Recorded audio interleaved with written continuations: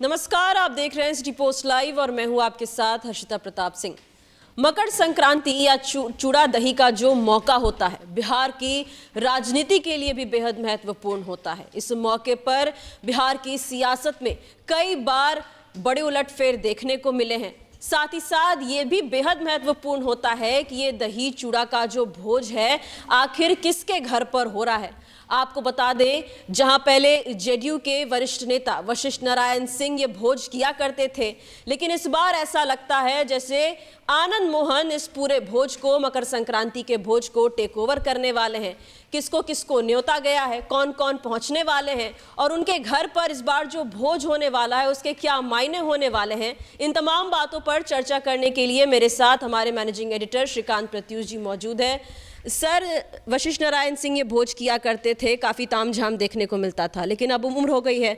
आनंद मोहन इस साल से टेक ओवर करने वाले हैं, किस किस को न्योता गया है? देखिए, आपने ठीक कहा, वशिष्ठ नारायण सिंह का चूड़ा दही का भोज बहुत फेमस है।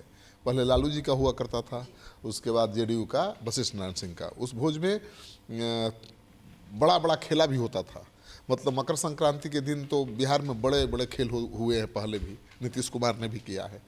और इस बार भी मकर संक्रांति के पहले अटकलों का बाजार गर्म है कि फिर खेला हो सकता है।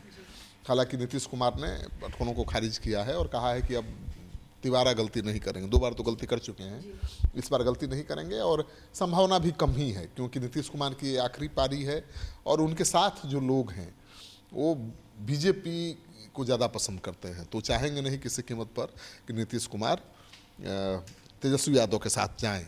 तो और नीतीश कुमार बिना अपने सहयोगियों के भरोसे में लिए जा भी नहीं सकते हैं।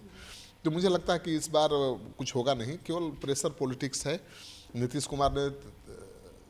कुमार से तेजस्वी यादव ने मुलाकात की थी, उसके बाद प्रेशर बीजेपी बढ़ गया है और नीतीश कुमार ने 123 सीटों की मांग रख दी है। अब जान लीजिए, नीतीश कुमार चाहते हैं 123 सीटें, क्योंकि उनको डर है कि बीजेपी अगर 100 सीट पर लड़ी, उनकी पार्टी भी 100 सीट पर लड़ी और चिराग पासवान, जीतन राम मांझी, उपेंद्र कुशवाहा मिल गए बीजेपी से, तो उनकी कुर्सी खतरे में पड़ सकती है।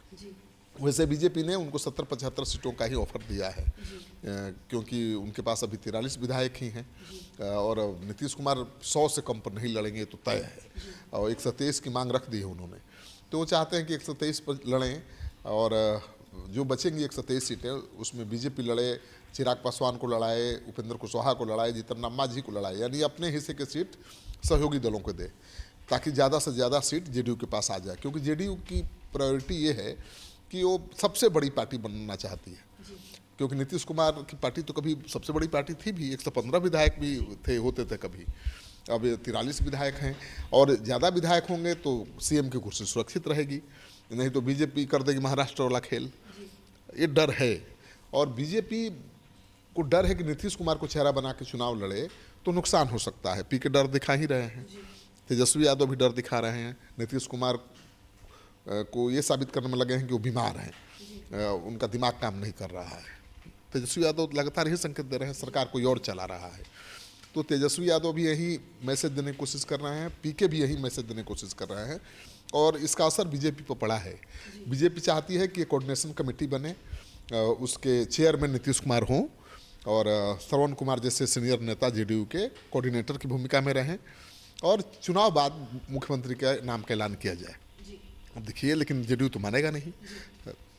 जेडीयू को तो मनाना मुश्किल है। बात हम करें आनंद मोहन की, जो इस बार भोज दे रहे हैं। कुछ दिनों पहले चिराग पासवान के साथ कुछ विवाद हुआ था, लेकिन उसके बाद से शांत है और अब मकर संक्रांति के मौके पर उनके आवास पर बड़ा जुटान होने जा रहा है। आपने आनंद मोहन से जुड़ा सवाल पूछा था, मैं भटक गया इधर उधर, लेकिन सच है कि आनंद मोहन के घर पर एक बड़ा भोज का आयोजन किया जा रहा है, टेंट पंडाल सब लग रहा है, सजाया जा रहा है और आनंद मोहन का शक्ति प्रदर्शन भी होगा। ये आनंद मोहन पूरे बिहार में घूम कर न्योता दे चुके हैं और मुख्यमंत्री नीतीश कुमार का कार्यक्रम भी ले चुके हैं, तो मुख्यमंत्री नीतीश कुमार आ रहे हैं भोज में और गवर्नर को अभी देने गए हैं न्योता। गवर्नर भी आएंगे ही, वो तो और पॉलिटिकल आदमी हैं, वो तो कहीं भी जाना भूलते नहीं।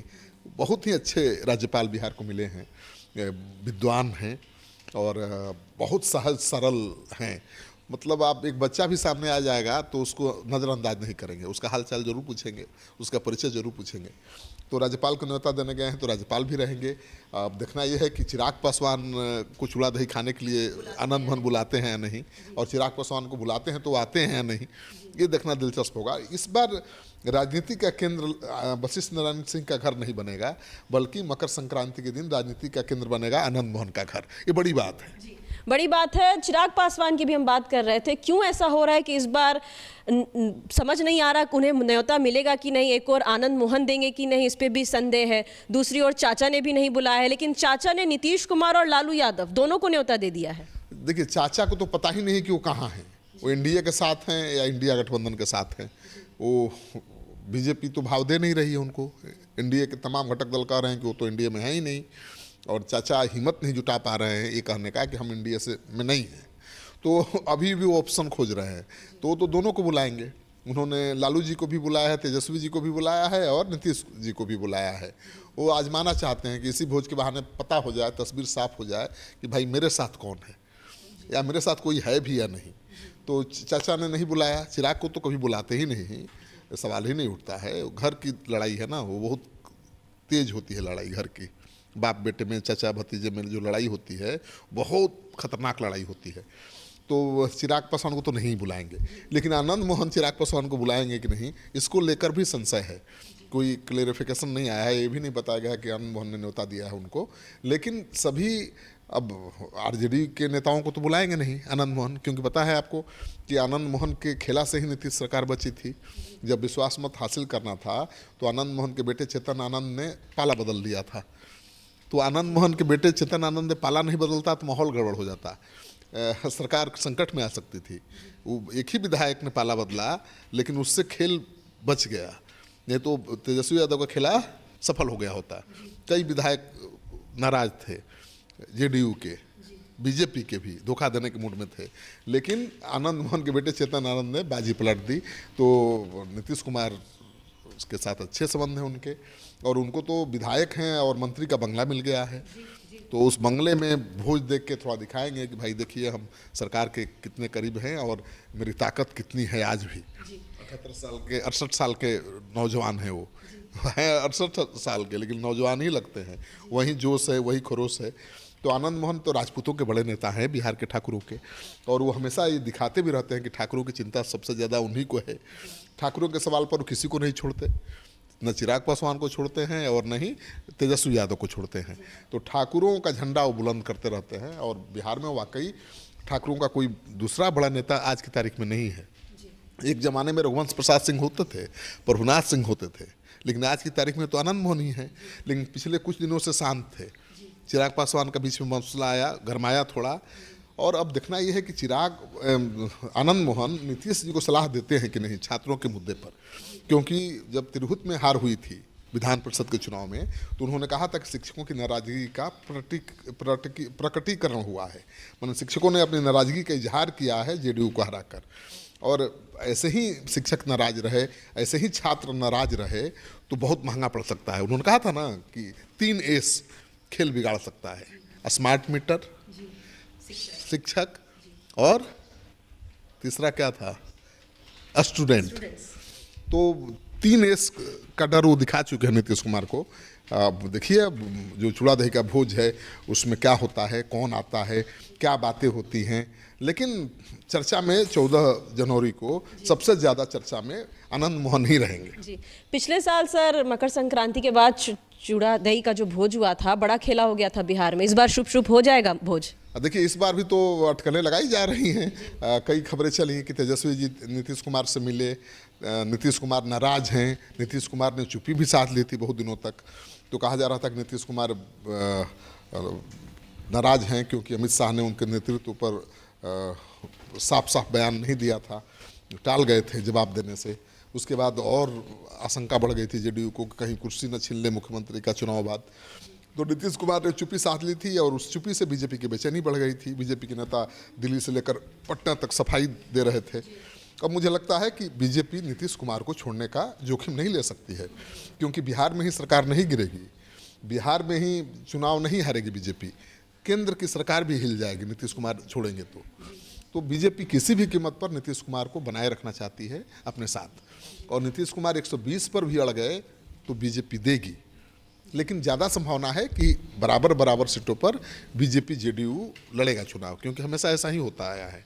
100 सीटों पर जेडीयू लड़ेगा कम से कम, 100 सीटों पर बीजेपी लड़ेगी, 25 से 30 सीटें चिराग पासवान को मिलेंगी और 5-7 के आसपास सीटें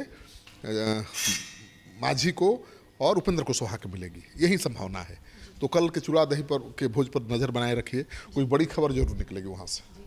चलिए, मकर संक्रांति का जो मौका होता है, चूड़ा दही का जो भोज होता है, त्यौहार तो बड़ा है बिहार के लिए, लेकिन साथ ही साथ राजनीतिक तौर पर देखें तो बेहद महत्वपूर्ण होता है। बड़े बड़े खेला हुआ है बिहार में इस दिन के बाद से, और अब आनंद मोहन जो है वो इस बार भोज करने जा रहे हैं। किसको बुलाते हैं, कौन कौन इस भोज में पहुंचता है, ये बड़ी बात है, देखने वाली बात है। लेकिन चर्चा में इस बार मकर संक्रांति के मौके पर आनंद मोहन और उनके बेटे को जो नया घर मिला है पूरी तरीके से रहने वाला है। फिलहाल इस खबर में इतना ही। आप आगे की खबरों के लिए देखते रहिए सिटी पोस्ट लाइव। धन्यवाद।